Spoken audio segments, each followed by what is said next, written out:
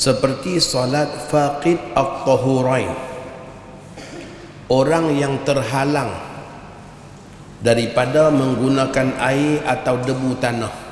Ya, orang ni dia terhalang daripada menggunakan air, nak guna air pun tak ada, nak guna debu tanah pun tak boleh. Contohnya ada jenis penyakit contohnya yang tak boleh kena debu tanah, maka dia nak wuduk pun tak boleh, kena debu tanah pun tak boleh.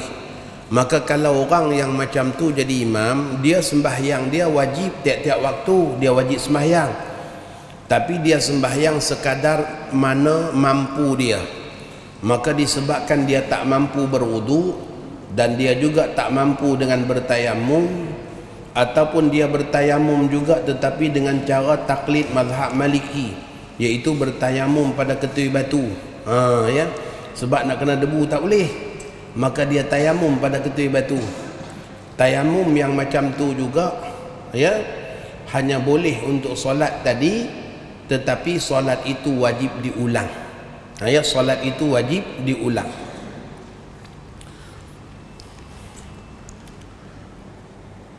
Atau orang yang bertayamum disebabkan cuaca yang sejuk. Ya, seseorang sebab musim sejuk, bukan air tak ada, air ada, tetapi sebab terlalu sejuk maka dia pilih cara bertayamum. Untuk sembahyang dia tayamum. Maka tayamum yang macam tu, ya, solat yang dilakukan dengan tayamum bukan kerana tak ada air, tetapi tayamum hanya kerana alasan sejuk, takut baju basah, ya, contohnya, ya, maka pada ketika itu solat yang wajib diulang. Dari segi hukum dia telah melakukan solat dan dia juga tidak menanggung hukum haram, ya, tidak menanggung hukum haram meninggalkan sembahyang kerana dia sembahyang. Cuma sembahyang dia itu jenis sembahyang yang wajib diulang. Ya, sembahyang yang wajib diulang. Maka orang yang macam ni kalau dia jadi imam, kita tak boleh ikut. Ya, sebab solat dia tu sendiri solat yang kena diulang. Begitu juga dalam mazhab kita, mazhab Syafi'i, orang yang anggota tayamumnya berbalut. Seseorang patah tangan, ya, patah tangan kiri ini patah. Pada ketika itu pasang simen. Waktu nak pasang simen dia tak ambil wuduk. Ya, waktu nak pasang simen ni dia tak wuduk. Nak wuduk apa waktu tu? Dengan lukanya, dengan stres sakitnya, dengan duduk dalam hospital tak boleh nak fikir dah. Sebab itulah doktor-doktor, nurse-nurse pun patutnya mereka juga orang yang tahu hukum hakam, yang mengaji fardu ain. Bolehlah dia tolong pesakit. Sebab itulah sekarang ni ada dah di hospital-hospital pegawai khas agama, yang dihantar untuk bantu pesakit-pesakit ni. Bukan takat bantu untuk kita katakan motivasi mereka aja, tapi yang penting sekali bantu dalam hukum. Ya, bantu dalam hukum. Maka dia ni tangan patah. Pada ketika itu tak wuduk, langsung simen saja. Maka bila dia nak solat, dia wajib berwuduk, satu. Kemudian bertayamum pula kerana anggotanya yang tak boleh kena air, ya, yang tak sampai air. Namun begitu anggota tayamumnya pula berbalut. Ya, tangan ni anggota tayamum, ya, tangan pun berbalut pula.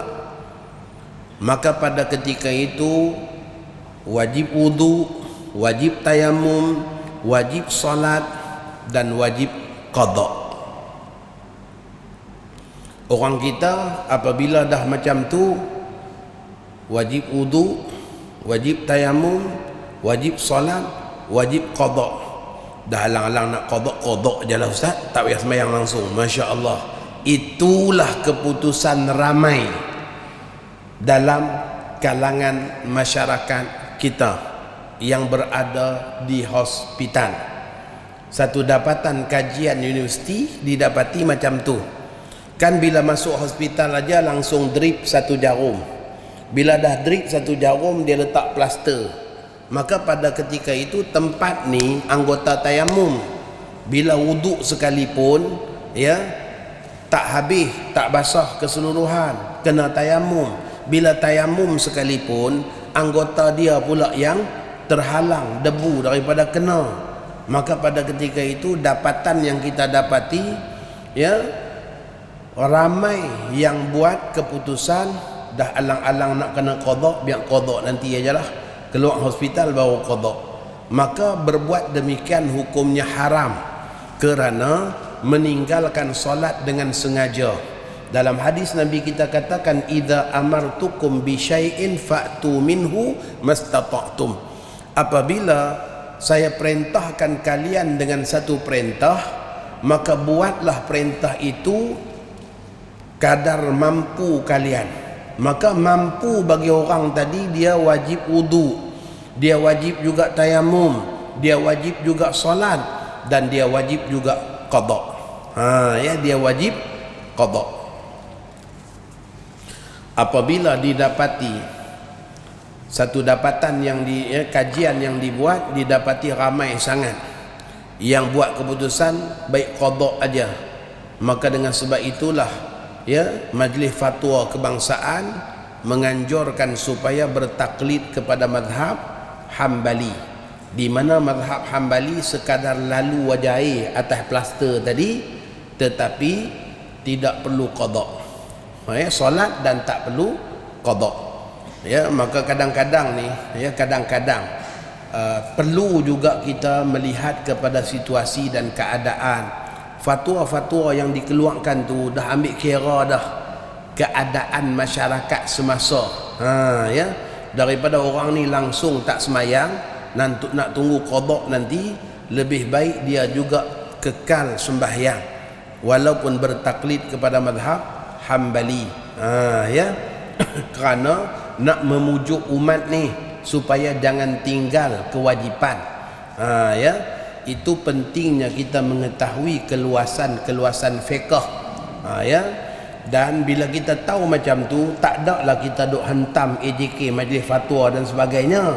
Ya, ini apa ni, fatwa ni bercanggah dengan mazhab Syafi'i, kita kan majoriti Syafi'i. Kita duk hentam macam tu, sedangkan kita tak tengok kepada maslahah, ya, untuk menjaga dan memelihara ummah. Kalau kita duk tegas nak buat macam Syafi'i, himmah ibadah orang zaman kita tak sama macam himmah ibadah atuk-atuk kita dulu.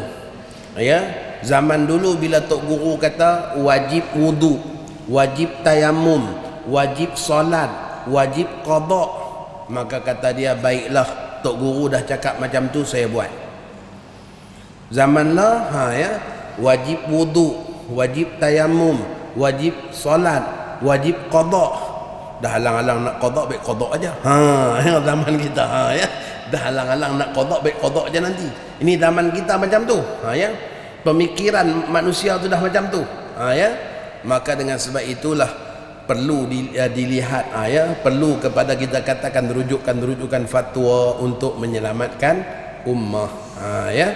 Baik, maka kalaulah mengikut mazhab Syafi'i, orang yang anggota tayamumnya berbalut, apabila dia bertayamum sekalipun, dia hanya untuk solat pada ketika itu saja, tetapi solat itu wajib diqada. Yang solat itu wajib diqada. Maka untuk kes yang macam ni pun, ya, orang tersebut dia kena sedar diri bahawa dia tak boleh jadi imam. Begitu juga kita kena tahu bahawa kita tak boleh ikut pada orang yang sedemikian.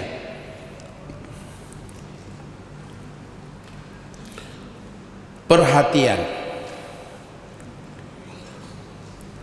dan diharuskan solat orang yang membasuh kaki ketika wudu di belakang orang yang menyapu khuf, serta solat orang yang berwudu di belakang imam yang bertayamum, sekiranya imam tersebut tidak diwajibkan untuk qada solatnya, seperti keadaan orang yang bertayamum ketika musafir atau tayamum orang yang mukim disebabkan oleh sakit atau luka dan seumpamanya yang disepakati.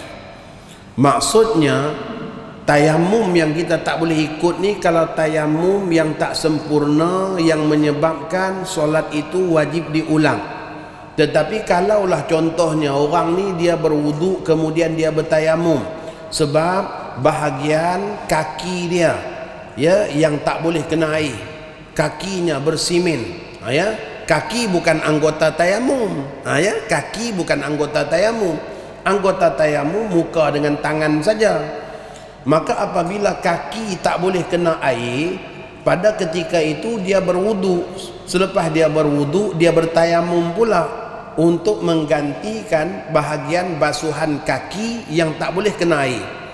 Maka tayamum yang macam tu adalah tayamum yang sempurna dan solatnya tidak perlu diulang semula. Sembahyang tak perlu diulang. Maka untuk kes tayamum yang macam tu kita boleh ikut. Ya, untuk kes tayamum yang macam tu boleh ikut sebab ia bukan masuk dalam bahagian solat yang wajib diulang. Baik, syarat kedua yang ke-9,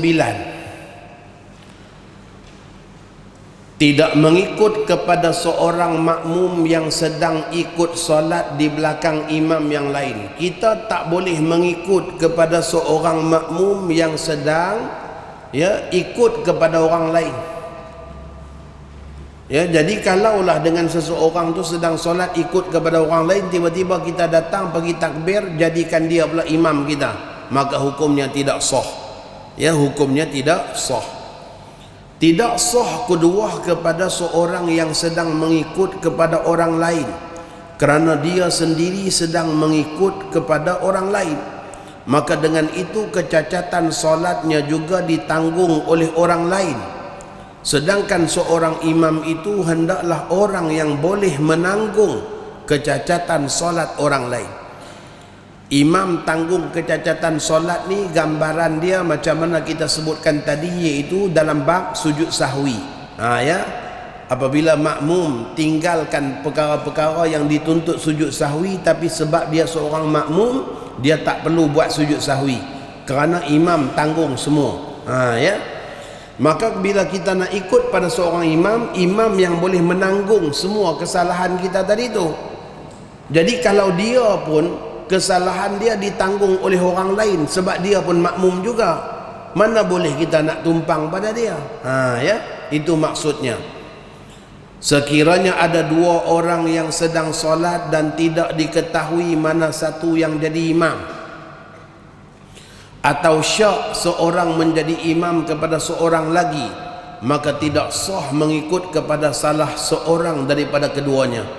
Kita masuk ke masjid, Masya Allah, tengok ada dua orang semayang, tak tahu siapa jadi imam. Takkan tak tahu, Ustaz, imam mesti ke depan. Ya, itu dalam situasi imam ke depan. Macam mana kalau dalam situasi bukan macam tu? Ya, macam mana jadi ni? Ya, contohnya kalau dalam kitab-kitab fiqh kita, dia bincang yang pelik-pelik lah. Ni pun yang pelik-pelik lah ni. Ya, seperti orang yang sembahyang dalam Kaabah. Sembahyang dalam Kaabah, ya, imam kat depan, makmum kat belakang, sah. Ya, imam dan makmum saling berhadap-hadapan, sah. Ya, jangan bagi belaga kepala aja. Ya, sah. Ya, imam dan makmum saling hadap-hadapan, jangan bagi belaga kepala aja, sah. Maka kalau kita masuk macam tu, kita tak tahu mana satu imam, mana satu makmum. Ya, maka tak boleh ikut kepada kedua-duanya. Ya, itu contohnya. Jadi solat dalam Kaabah macam ni pun sah, macam ni pun sah. Ya, begitu juga macam ni pun sah juga. Ya, asalkan tahu pergerakan. Ya, itu situasi yang aneh dan ganjil lah, jarang-jarang. Jarang-jarang ada. Kita pun tak pernah masuk dalam Kaabah. Ya. Cuma inilah bezanya pengajian fiqh. Fiqh ni dia banyak futuristik. Ya, dia banyak andaian, kalau macam ni apa jadi, kalau macam ni apa jadi. Kadang-kadang yang dibahaskan tu tak jadi pun, cuma andaian dah ada. Maksudnya hukum dah disediakan lebih dulu, ya, sebelum perkara itu terjadi. Baik, syarat kedua yang ke-10, taraf imam hendaklah tidak kurang kelayakan daripada makmum dengan sebab perempuan atau khunsa. Maka orang perempuan tak boleh jadi imam pada orang lelaki, begitu juga khunsa tak boleh jadi imam kepada orang lelaki. Sebab dari segi taraf, ya, taraf yang diberikan syariat, hamba layak menjadi imam bagi makmum yang merdeka. Kanak-kanak yang mumayyiz layak menjadi imam kepada makmum yang dewasa. Ya, anak-anak yang dah mumayyiz, dah boleh baca dengan baik, ya, boleh jadi imam pada orang dewasa. Layak menjadi imam kepada lelaki. Lelaki layak menjadi imam kepada lelaki, perempuan dan khunsa. Orang lelaki dia boleh jadi imam pada kumpulan perempuan dan khunsa.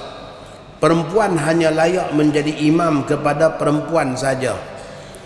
Tak boleh anak darjah 4, tak apalah, adik ikut ibu aja, ibu jadi imam, ya. Yang anak dia tu lelaki, ya, maka tak sah. Ya. Viral hari itu, masya-Allah, suami kata dia balik lambat, alhamdulillah, saya isteri jadi imam pada anak-anak lelaki dia. La ilaha illallah, ya. Kita nak mengajak anak kita sembahyang, hukum dia wajib kita ajak, dan kewajipan mengajak itu ialah mengajak yang betul, bukan mengajak yang salah. Maka bila mengajak yang salah, jadi salah lah, ya. Belum kita menyampaikan ilmu solat yang sebenar pada anak tadi itu. Disebabkan apa? Perempuan tak boleh jadi imam pada lelaki, ya. Maka pada ketika itu ajak ilmu yang salah. Tak apalah ustaz, nak biasakan dia orang dengan ibadat. Wajib kita biasakan dia orang dengan ibadat, tapi bukan biasakan dengan ibadat yang salah, ya. Bukan biasakan dengan ibadat yang salah, yang ditegah syarak, ya. Nanti sampai ketua dia ingat dulu ibu jadi imam boleh je pun, ya. Baik, tidak layak menjadi imam dengan makna tidak sah. Perempuan dan khunsa tidak layak menjadi imam kepada lelaki. Perempuan dan khunsa tidak layak menjadi imam kepada khunsa. Kanak-kanak yang belum mumayyiz tidak layak menjadi imam pada semua, ya. Orang yang ummi tidak layak menjadi imam kepada orang yang qari, ya. Ummi ni maksudnya orang yang bacanya tak boleh, ataupun boleh baca tapi banyak salah, maka itu orang yang ummi.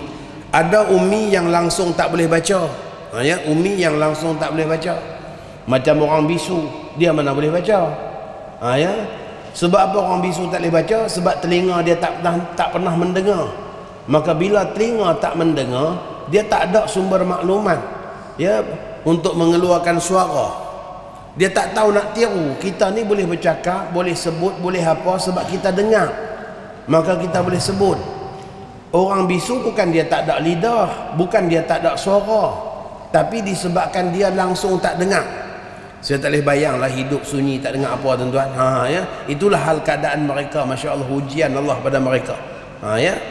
Jadi sebab tu dia tak boleh baca, sebab dia langsung tak dengar, ya. Maka orang bisu itu masuk dalam kategori ummi, orang yang tak boleh baca Quran. Maka mereka tak boleh jadi imam pada orang lain. Sebab itulah kalau kita singgah mana-mana tempat, imam tu kita tak kenal, imam tak kenal, ya. Tiba-tiba dia takbir tak bunyi suara, Fatihah pun tak bunyi juga, maka hukumnya tidak sah kita mengikut. Kita tak boleh ikut, ya. Singgah surau RNR Tapah, tengok sekumpulan orang duk berdiri elok dah, ya, nak semayang. Kita pun pergi berdiri sekali semayang maghrib, ya. Tiba-tiba tuan imam tak bunyi apa, senyap, Jemaah pun senyap juga tak bunyi. Kita duk ikut juga. Elok keluar baru tahu, ya, ada van Persatuan Orang Bisu. La ilaha illallah, rupa-rupanya bisu. Ya. Patut tak bunyi. Ya. Sebab bisu. Ya. Maka tak sah mengikut kepada orang bisu. Ya. Dengan sebab itu ulama mengatakan kalaulah imam takbir, ya, tanpa suara, ataupun ya Fatihah tanpa suara pada solat yang sepatutnya bersuara, ya, baca kuat, maka pada ketika itu kita tak boleh ikut, kerana zahirnya dia orang yang tak pandai takbir, dia orang yang tak boleh baca. Ya.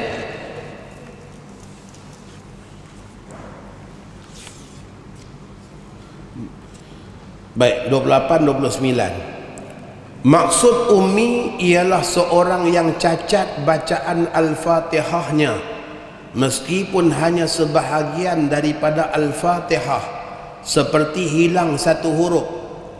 Hilang satu huruf, baca punyalah sedap dah, tapi hilang satu huruf. Sof atimu sufufakum rahimakumullah. Ya. Imam-imam kalau nak suruh jemaah rapatkan saf pun tak payah cakap Arab pun tak apa, sebab jemaah bukannya faham pun. Ya. Punya bahasa Arab punyalah panjang, hanya jemaah tak tahu apa pun. Ya. Saf, luruskan saf, lapatkan saf, sempurnakan saf. Sallu salatul mudda. Ya, sembahyanglah umpama ini solat buat kali terakhir. Ya, bila terjemah baru faham. Ya. Kalau tak terjemah, apa dia imam ni duk cakap? Ya. Baik.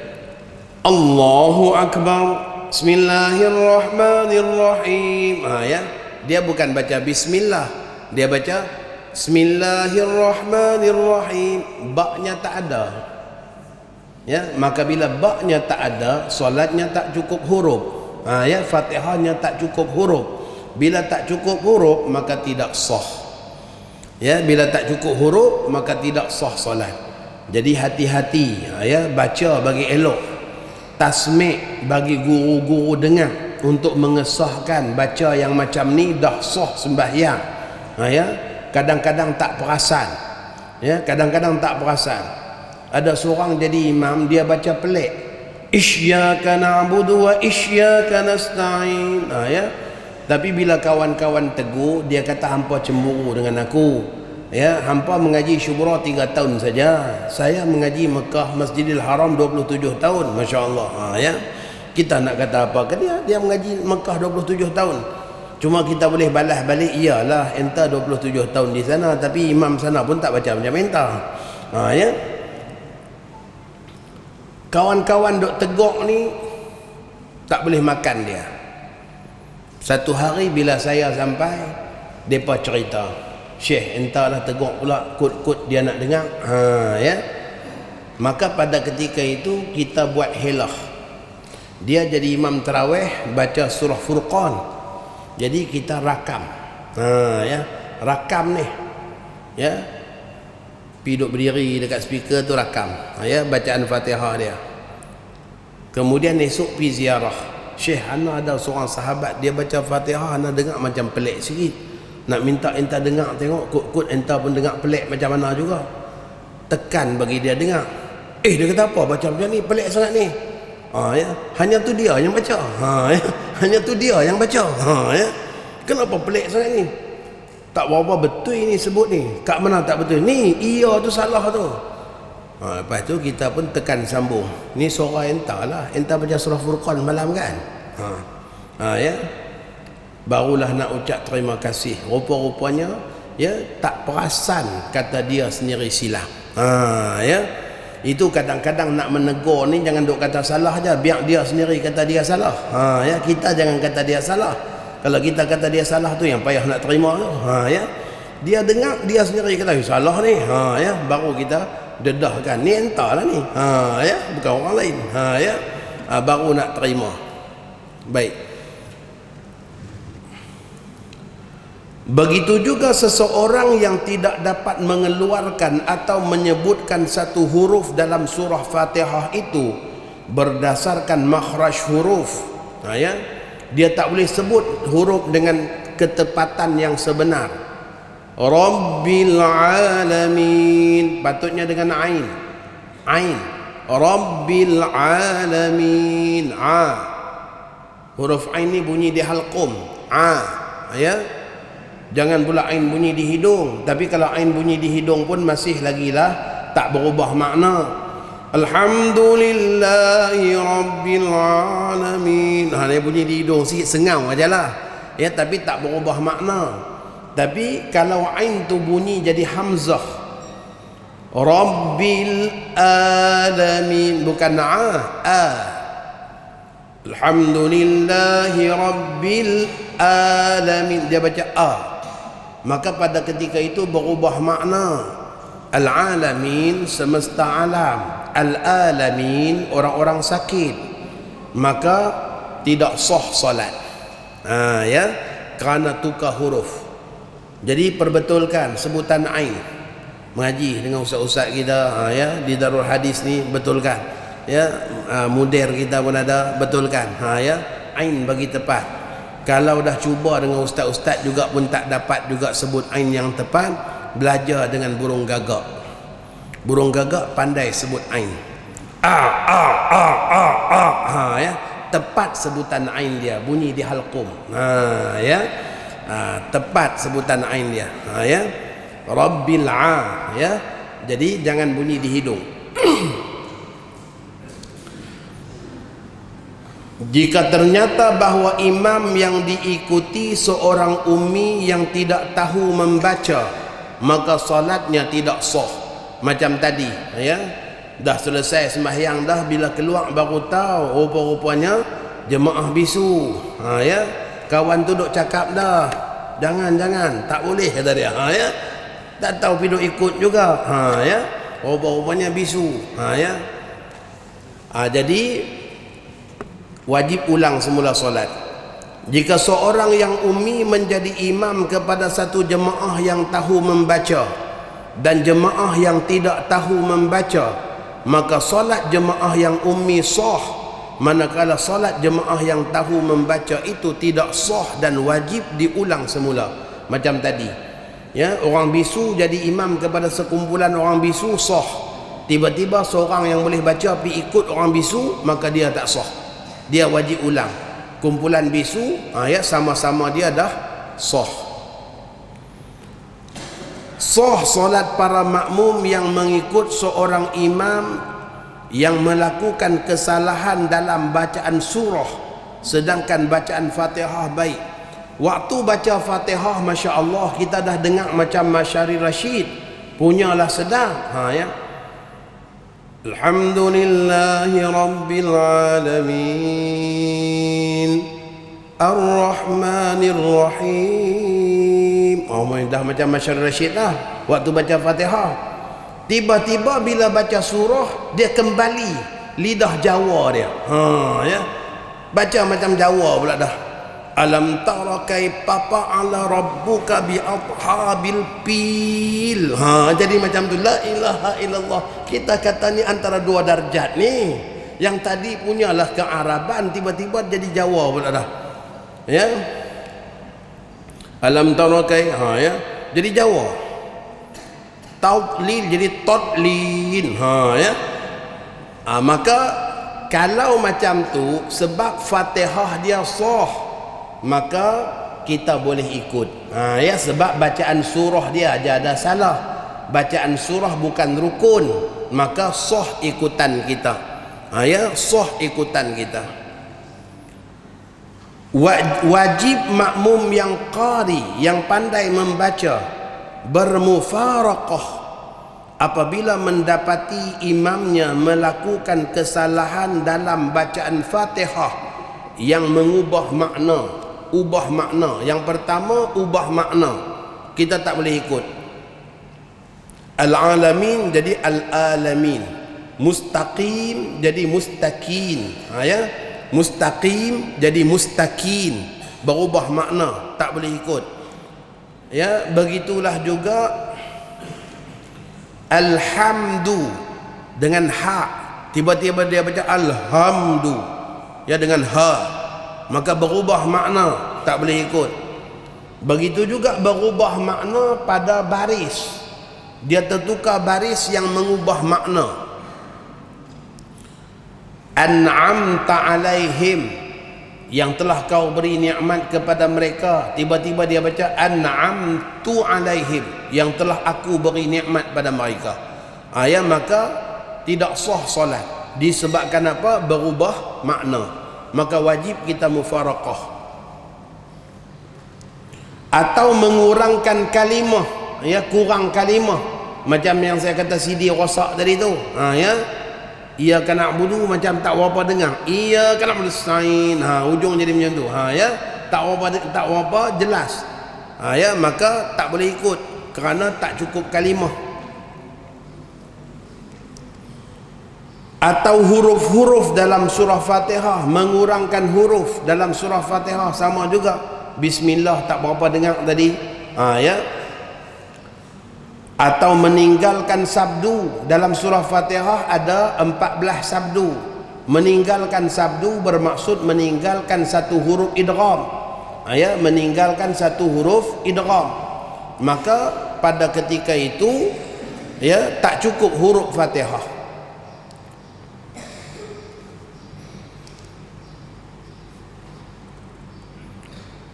Antara syarat yang lain ialah apa? Syarat sah baca surah Fatihah, mestilah membaca ke-7 ayat dalam surah Fatihah. Yang berikutnya, mestilah membaca dengan tertib. Kalau dia baca 7 ayat tapi tunggang terbalik, maka tidak sah solat. Yang berikutnya, mestilah muwalat, berturut-turut bacaan satu ayat dengan satu ayat dengan satu ayat berturut-turut. Tak boleh diselangi dengan diam yang lama. Alhamdulillahi Rabbil Alamin Ar-Rahmanir Rahim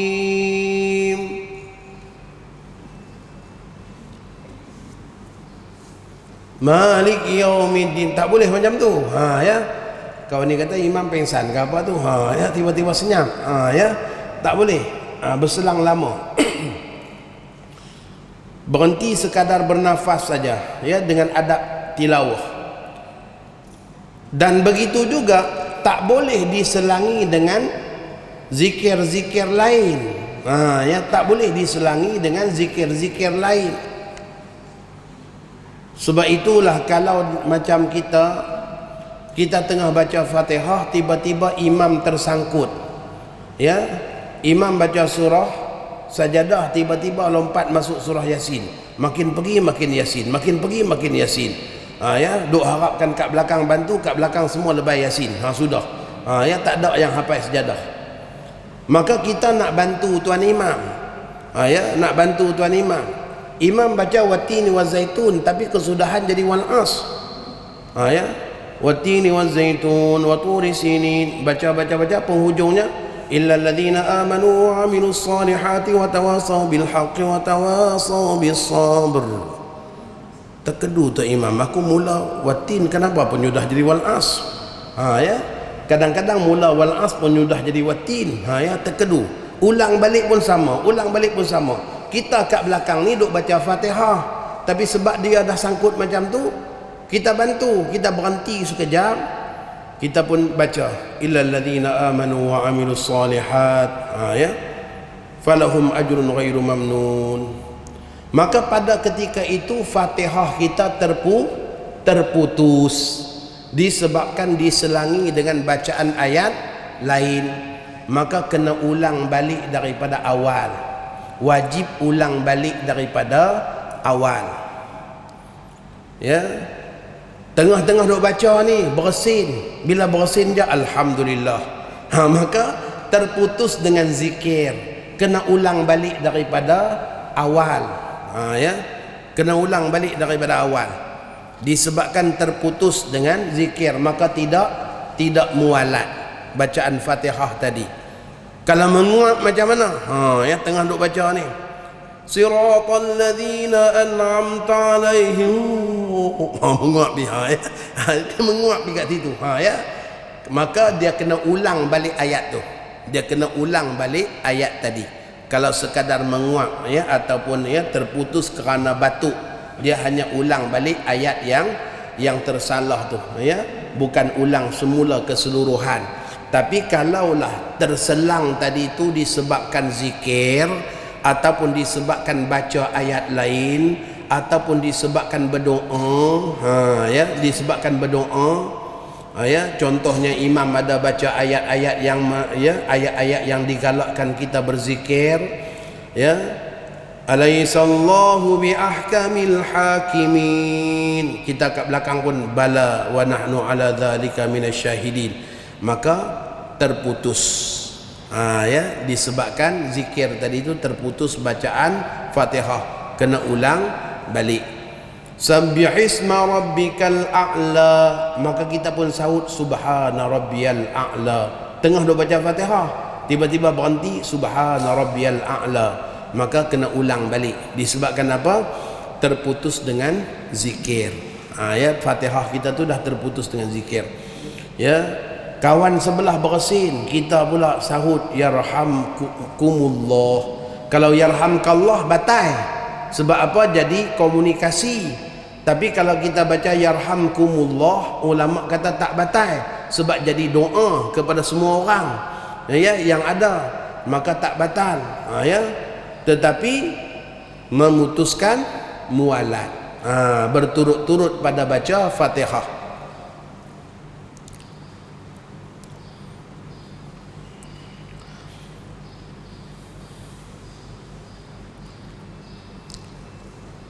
Kesalahan besar yang mengubah makna dan tidak sah solat.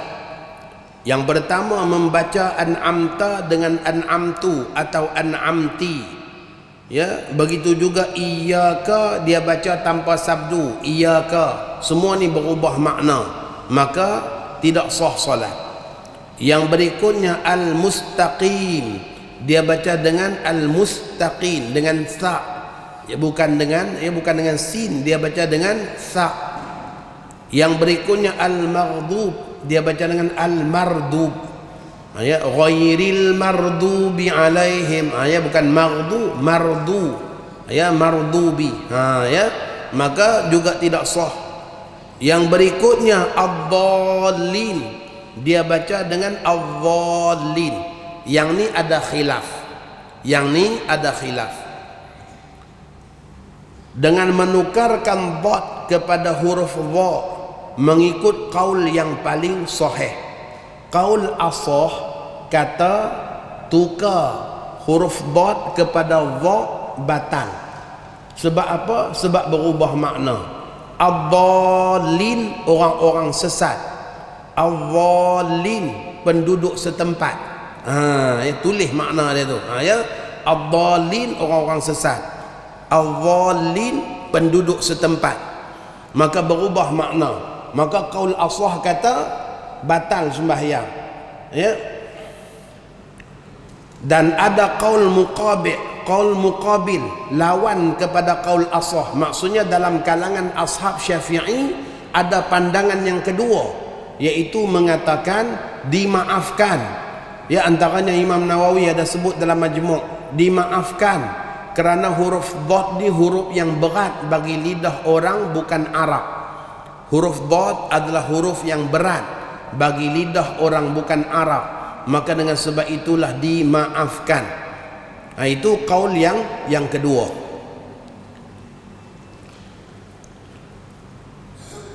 Ada tuan-tuan ni kat bawah tu, nombor 3 kat bawah tu.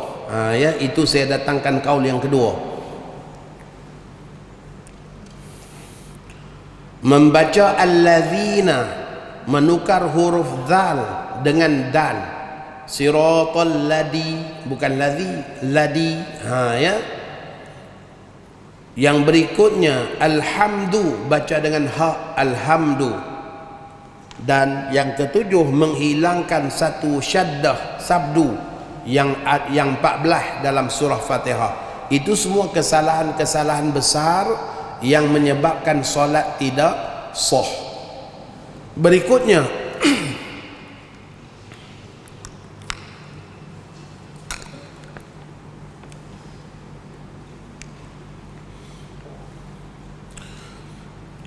kesalahan ringan dan tidak mengubah makna, solat masih sah tetapi makruh.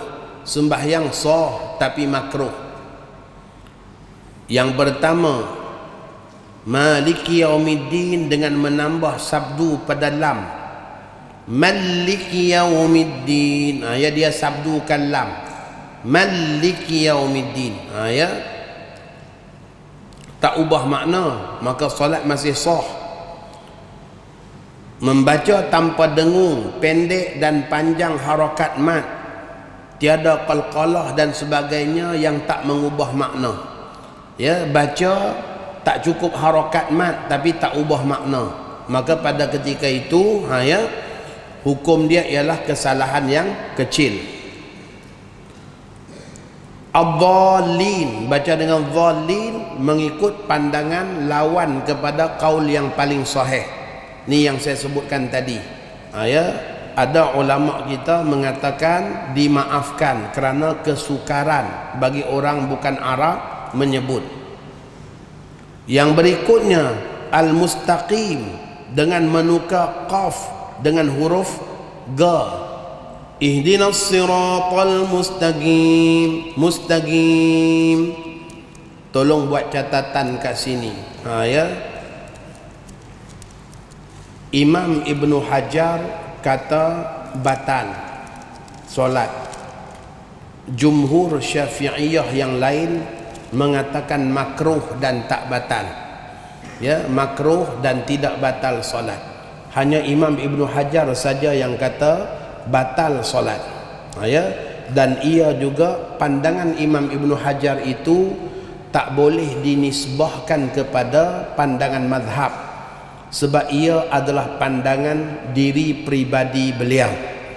Berbeza dengan jumhur yang mengatakan batal, itu merupakan pandangan mazhab.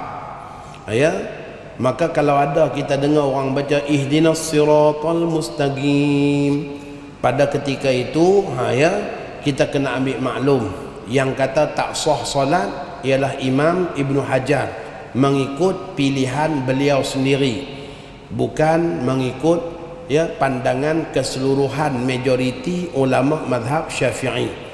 Syekh Zakaria Al-Ansari, Imam Ar-Ramli, Imam Al-Baghawi, Imam Nawawi, semua menyatakan bahawa sembahyang sah, cuma makruh. Ya.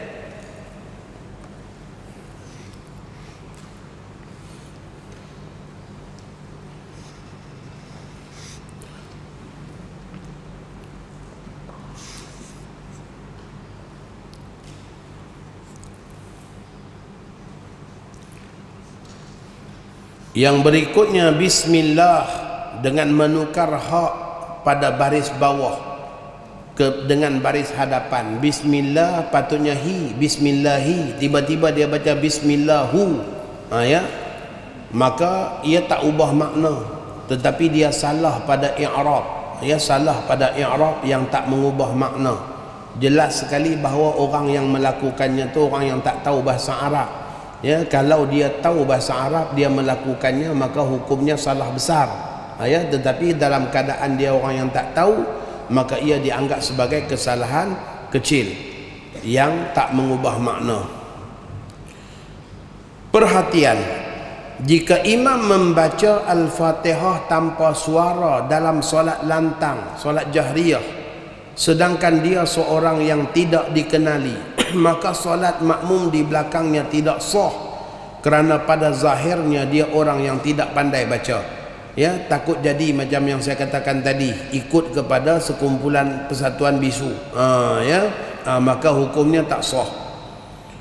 Jika seseorang mengangkat takbiratul ihram tanpa suara sedangkan makmum tidak mengenalinya, maka dia tidak boleh diikuti. Seseorang tiba-tiba takbir tak berbunyi, kita pun tak kenal dia sebab di surau RNR aja. Lainlah orang ni memang imam kita tiap-tiap hari pun, tiba-tiba hari tu dia tak ada suara, itu lain. Ya, boleh kita ikut. Yang ni kita tak kenal dia, tak tahu dia ni takbir boleh ke tak boleh, maka hukum dia tak boleh ikut. Jika imam mengangkat takbiratul ihram tanpa niat, maka salat para makmumnya sah, kerana niat itu perkara sulit, sama seperti hadas. Ya, jadi kalau imam takbiratul ihram tanpa niat, niat kita mana nak tahu? Kita tak tahu, sebab itu dimaafkan. Singgah di satu tempat tengah-tengah malam nak sembahyang, tengok seseorang tengah duk sembahyang, buka speaker punya kuat, baca punya sedap, ya, kita pun ikutlah, ya. Selesai ikut aja dia tulis-tulis, dia kata, kenapa ikut? Saya test mikrofon. La ilaha illallah, ya, test mikrofon, Masya Allah, ya, sampai 2 rakaat, ya, test mikrofon aja, saya tak niat pun, kata dia, ya, contohnya, ya. Jadi sembahyang kita sah tak? Sah, disebabkan niat benda yang tak zahir, kita tak tahu, ya, maka boleh. Sama seperti hadas, hadas pun tak tahu juga. Maka dengan sebab itu kalau tiba-tiba tuan imam kata, mohon maaf saya lupa mandi wajib, la ilaha illallah, ya, sembahyang subuh lepas salam aja tiba-tiba imam kata, mohon maaf saya lupa mandi wajib, ya, maka pada ketika itu sembahyang para jemaah semua sah. Disebabkan apa? Hadas juga benda yang tak boleh nampak, ya, hadas juga benda yang tak boleh nampak, maka sebab itu dimaafkan.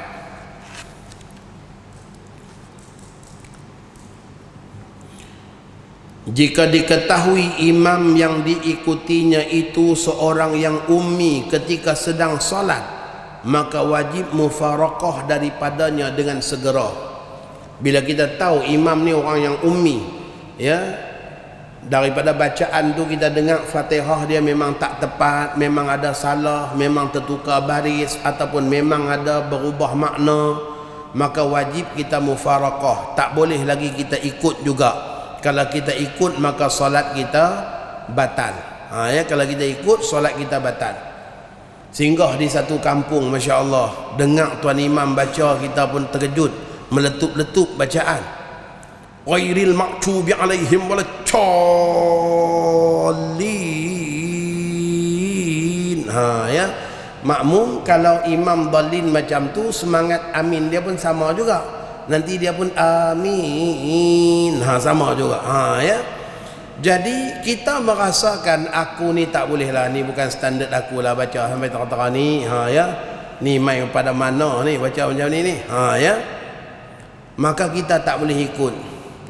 Tapi kita saja, mungkin satu kampung tu baca macam tu, tak baca macam tu, apa yang jadi imam tu tok guru dia, ya, memang baca bunyi macam tu lah sebab sekampung mengaji dengan dia, ya. Jadi sama-sama dia sah, kita ni yang tak sah ikut, ya, maka pada ketika itu kita wajib mufaraqah, ya, kita wajib mufaraqah, tak boleh lagi kita, ya, teruskan ikutan. Baik, jadi kalaulah imam solat tanpa niat, sembahyang kita tak perlu diulang sebab niat benda tak zahir. Imam solat dalam hal keadaan tidak berwudu ataupun bersolat dalam hal keadaan hadas besar juga dimaafkan, sebab, ya, hadas juga benda yang tidak kelihatan. Kita ikut dengan seseorang, Masya Allah, baca Fatihah punyalah sedap, Alhamdulillahi Rabbil Alamin, punyalah sedap, kita duk ingat macam, ya, nostalgia kita pergi umrah dulu, ya, selepas salam aja langsung saya shake hand dengan dia, terima kasihlah enta jadi imam tadi, ana teringat sungguh macam mana pergi umrah dulu. Kata dia, itu belum wuduk lagi, kalau wuduk lagi sedap, la ilaha illallah, ya, belum wuduk lagi kata dia, kalau wuduk lagi sedap, ya.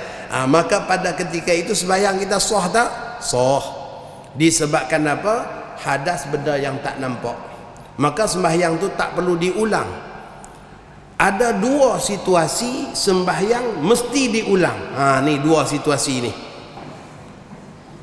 Jika diketahui selepas selesai solat bahawa imam itu meninggalkan sabdu atau menukar baris atau huruf yang mengubah makna Fatihah, maka hendaklah solat itu diulang semula, ya, jika jelas, ya, duk sembang-sembang balik imam tadi baca Fatihah, ya, tinggal sabdu lah, ya, ataupun tukang baris lah, ya, ataupun ya tukang huruf, maka solat wajib diulang semula. Sekiranya jelas bahawa imam seorang kafir atau gila atau perempuan, ya, yang jadi imam pada lelaki, atau pada pakaian imam ada najis yang jelas kelihatan, atau seorang ummi, maka wajiblah makmum itu mengulangi solatnya. Ya, kalau ada najis, najis ni dia ada dua keadaan. Ada najis yang boleh dialih. Kita tengok atas selendang imam ada najis, maka wajib makmum bergerak ke depan, tarik buang selendang tu supaya imam tak menanggung najis. Ya, kita tengok pada kepala tuan imam tengah duk semayang elok ni, tiba-tiba aja burung tembak penuh atas kepala. Ya, kena tembakkan burung tengah-tengah semayang. Ya, maka pada ketika itu hendaklah makmum bergerak ke depan, cabut kopiah imam. Subhanallah, cabut kopiah imam, maka masih lagi imam sah jadi imam. Tapi kalau dalam situasi tak boleh nak cabut, ya, tengok najis ada pada baju imam, mana boleh nak cabut baju, ya, maka pada ketika itu kalau diteruskan sembahyang, semua jemaah wajib ulang semula solat, disebabkan ia najis, dan najis itu boleh kelihatan, maka tak dimaafkan. Maka pada ketika itu kewajipan yang perlu dilakukan oleh makmum ialah segera bergerak ke depan, ganti imam. Makmum di belakang ni, dia langkah lagi sekali, dia pun sama sebaris dengan imam. Bila dah sebaris dengan imam, dia ucap subhanallah. Maka para jemaah lain kena faham, itu tandanya makmum ni ke depan kerana nak menggantikan imam. Tuan imam sendiri pun kena faham juga bahawa bila kawan datang parking sebelah macam tu, dia kena faham itu tandanya, ya, berlaku rampasan kuasa, imam dipecat serta merta. Ya, dia kena faham bahawa dia telah dipecat. Ya, kena pergi tengoklah kot baju dia ada kotor ke apa ke sampai makmum pecat dia ni. Ya, itu situasi yang wajib dilakukan. Kalau tak buat, cerita dia kena sembahyang lain semua. Semua orang kena solat lain. Ya, maka sebab itulah orang yang kat belakang imam tu kena orang yang betul-betul faham hukum, barulah boleh duduk kat belakang imam. Jangan asalkan kosong aja mencelah. Ya, sedangkan dia tak boleh nak ganti imam, dia tak tahu hukum. Ya, sebab itulah setengah-setengah masjid diletakkan sajadah reserve. Ya, supaya tempat tu dikhususkan untuk mereka yang tahu. Ya, orang dah letak reserve dah, nak sembahyang tarawih, dia tengok tempat lain semua dah penuh, kiri kanan pun dah tak ada peluang, tengok ada kat depan tu AJK. Tak ada hak eksklusif dalam masjid kata dia. Ya, AJK tak AJK, lambat belakang. Ya, dia langkah, dia pergi duduk situ, dia alih AJK tu. Keluar Tok Bilal nak qomat, Bilal kata bang tepi sikit saya nak qomat. Dia kata minta maaf, lambat belakang. La ilaha illallah. Ya, terkejut Tok Bilal. Tok Bilal kena hantar ke belakang juga. Ya, jadi tempat tu kena bagi orang yang boleh. Ya, bagi orang yang boleh.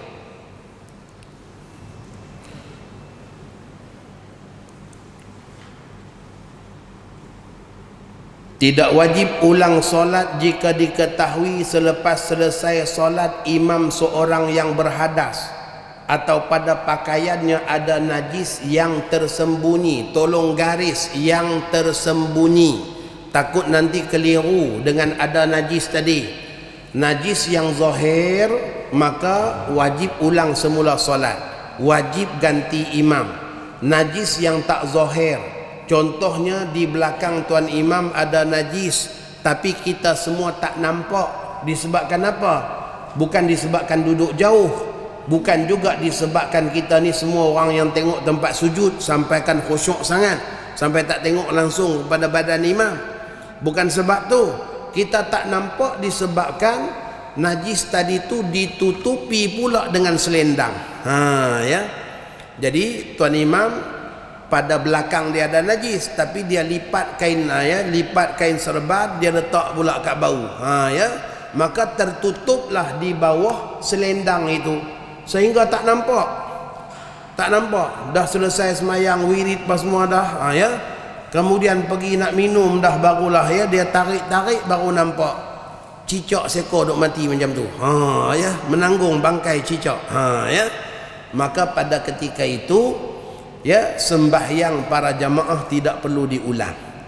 Tok imam kena ulang lah. Sembahyang jemaah tak perlu diulang kerana ia dianggap sebagai najis yang tersembunyi. Najis yang tersembunyi. Bangkai binatang tuan-tuan, termasuklah bangkai semut, adalah najis bila kena pakaian kita dalam solat. Sebab itulah kalau kita tengah-tengah sembahyang tiba-tiba angin bawa bangkai kita katakan semut melekat pada baju kita, cepat-cepat jentik buang. Sebab apa? Membiarkan melekat pada tubuh kita tu, ia adalah najis yang tak dimaafkan. Bangkai semut dan sejenisnya dimaafkan pada air, tak dimaafkan pada pakaian. Ni kena faham. Pada air dimaafkan. Kalau dia jatuh dalam air mati, kita buang aja, maka air itu tak bernajis, tak dianggap najis, dengan syarat dia jatuh sendiri, sama ada dia bunuh diri ataupun angin bawa masuk situ. Tapi kalau kita yang masukkan dia, tengok dah semut penuh dalam gula ni, piduk cedok, cedok tak apalah, sekali semut pun semut lah, kacau dulu nanti kita tapis, contohnya, maka air itu dihukumkan najis. Air itu dihukumkan najis. Jadi muslimat nak buat teh dan kopi dan sebagainya, kena tengok gula masuk semut, pastikan asingkan, jangan sampai dimasukkan dalam air jadi najis kalau kita yang masukkan. Tapi kalau angin yang tiup dia jatuh, maka air tak najis. Begitulah juga kalau dia terjun jatuh sendiri, itu tak najis. Kadang-kadang masak disebabkannya wap masak yang panas tu dia naik ke pokok, di atas pokok tu ada semut, maka semut jatuh, dia jatuh sendiri tak najis. Tapi kalau kita yang menjatuhkannya, pergi masukkan dia, maka dihukumkan najis. Dan bangkai ni pada pakaian solat, pada badan kita tak dimaafkan. Sebab itulah tok guru kita bila nak solat tapak kaki pun dia cek dulu, takut-takut ada pijak semut ke apa ke, dia takut. Sebab apa? Kena najis yang macam tu tak dimaafkan pada pakaian dan pada tubuh badan.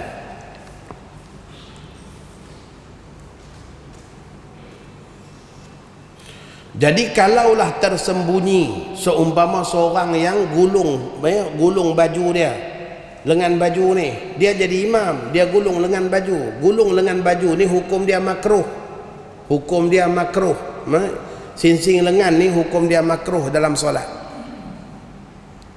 Dah selesai sembahyang dah, bila buka sinsing aja baru tengok rupanya ada lipas seekor mati dalam tu.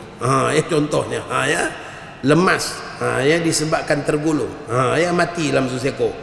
Maka pada ketika itu jemaah tak perlu ulang semula solat, sebab itu najis yang tersembunyi. Tidak wajib ulang solat jika diketahui selepas selesai solat imam seorang yang tidak berniat atau meninggalkan bacaan Fatihah dalam solat sirriyah atau menanggung najis yang tidak jelas kelihatan. Begitu juga tak wajib ulang sembahyang kalaulah selepas selesai solat baru tahu imam rupa-rupanya tak berniat, maka tak wajib diulang sebab niat benda tak zahir. Begitu juga imam tak baca Fatihah dalam sembahyang sirriyah. Sembahyang sirriyah sembahyang yang tak berbunyi, mana kita tahu dia baca ke tak baca, maka situasi itu dimaafkan juga. Begitulah juga imam yang menanggung najis yang tidak jelas kelihatan, maka tak perlu ulang solat.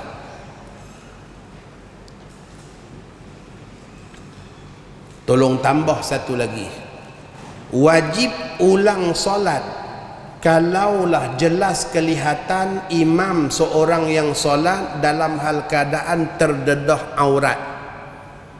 Ya, tuan imam ni sembahyang dalam hal keadaan terdedah aurat. Aurat ni benda boleh nampak, maka dia macam najis yang nampak, najis yang zahir. Maka syarat sah sembahyang mestilah menutup aurat. Maka kalau tuan imam solat dalam hal keadaan terdedah aurat, pada ketika itu kalau tak diganti segera imam, maka solat para makmum semuanya batal dan wajib ulang semula solat. Ya, tuan imam nak turun sujud, tiba-tiba aja perak pecah seluruh. Ya, makmum pun terkejut, meletup-letup pecah ni, bila tengok masya-Allah apa tu. Ya, contohnya. Ya, maka pada ketika itu wajib segera ganti. Orang yang kat belakang ni dia kena langsung ganti tuan imam. Ya, nak ganti macam mana? Jangan pula duk merangkak pelan-pelan pi duk tolak imam. Bukan macam tu. Ganti langsung di tempat dia aja. Ya, langsung ganti di tempat dia saja. Subhanallah, Allahu Akbar. Para jemaah lain kena faham, kalau Bilal tiba-tiba buat macam tu, itu tandanya telah berlaku hajat, rampasan kuasa di dalam solat. Ya, tuan imam dipercat serta merta. Ya, maka sebab apa? Sebab Bilal tak boleh nak bergerak ke depan sebab dalam situasi sujud. Maka langsung ganti di tempat dia saja. Ya, Allahu Akbar, sujud lagi sekali.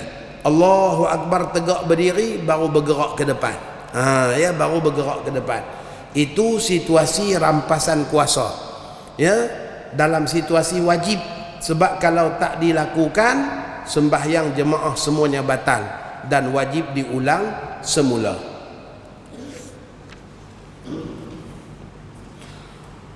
Saya rasa cukup sekadar itu.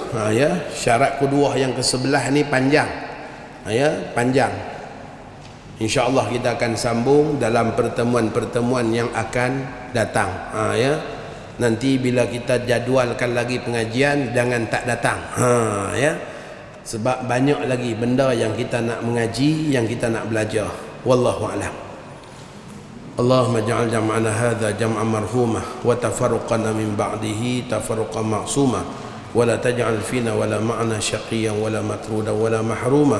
Sallallahu ala sayyidina Muhammad wa ala alihi wa sahbihi wa baraka wa sallam. Walhamdulillahi rabbil alamin. Taqabbalallahu minkum.